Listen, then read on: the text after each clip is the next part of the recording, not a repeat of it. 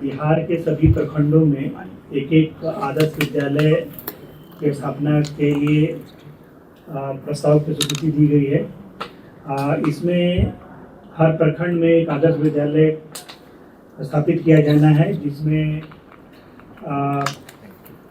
Modern science प्रयोगशाला, computer प्रयोगशाला,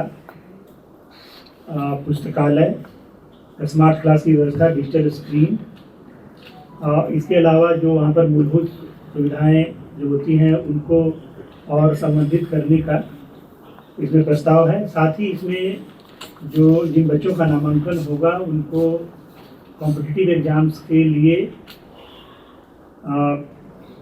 तैयारी कराने और साथ में एक्स्ट्रा क्लास की सुविधा भी यहाँ पर उपलब्ध कराई जाएगी। इसके अलावा सुरक्षात्मक दृष्टि से सीसीटीवी कैमरा और उनके खेलने के लिए प्लेग्राउंड और इस तरह की तमाम सुविधाएं जो एक आदर्श विद्यालय में अपेक्षित है वो इसमें प्रावधान करने का प्रस्ताव आज मंत्रिपरिषद की तरफ से स्वीकृति दी गई है। धन्यवाद। धन्यवाद दिनेश। पर्यावरण दिए जाने हेतु बिहार लोक निर्माण संहिता में कंडिका 163 सम्मिलित करने की स्वीकृति दी गई। आप इसके बारे में बताना चाहिए? ये 50 करोड़ पंचायती राज विभाग का अगला एजेंडा था, जिसमें ग्रामीण क्षेत्रों में सरकारी भूमि पर अवस्थित मोक्षधाम, शमशान घाट, शवदाह गृह, कब्रिस्तान के संचालन, रखरखाव एवं मृत्यु प्रमाण पत्र निर्गत करने हेतु इस पर प्रतिवर्ष व्यय होने वाली कुल राशि 69 करोड़ 79 लाख रुपए की स्वीकृति दी गई। राजस्व एवं भूमि सुधार विभाग का अगला एजेंडा था, जिसमें बेतिया राज्य की संपत्ति को निहित करने वाली नियमावली 2026 की स्वीकृति दी गई। अधिनियम पहले बन चुका था, नियमावली अभी स्वीकृति दी गई। राजस्व एवं भूमि सुधार विभाग का ही अगला एजेंडा था, जिसमें उत्तर प्रदेश राज्य अंतर्गत मौजा डोमरी में बेतिया राज्य की 3.159 हेक्टेयर भूमि पर हेलीपोर्ट बनाने के लिए पर्यटन विभाग उत्तर प्रदेश को इस शर्त के साथ स्वीकृति दी गई है कि प्रश्नगत भूमि पर स्वामित्व और मालिकाना हक बिहार सरकार राजस्व एवं भूमि सुधार विभाग का रहेगा।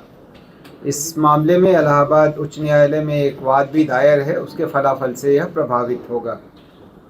गृह विभाग का अगला एजेंडा था, जिसमें बिहार राज्य के सुदृढ़ीकरण हेतु आवश्यकता आधारित सीधी नियुक्ति के पुलिस अवर निरीक्षक एवं समकक्ष के 20,000 पदों में से प्रोन्नति के पद एवं 20,937 पदों में से प्रोन्नति के पद एवं सीधी नियुक्ति के पदों को कर्णांकित किया गया।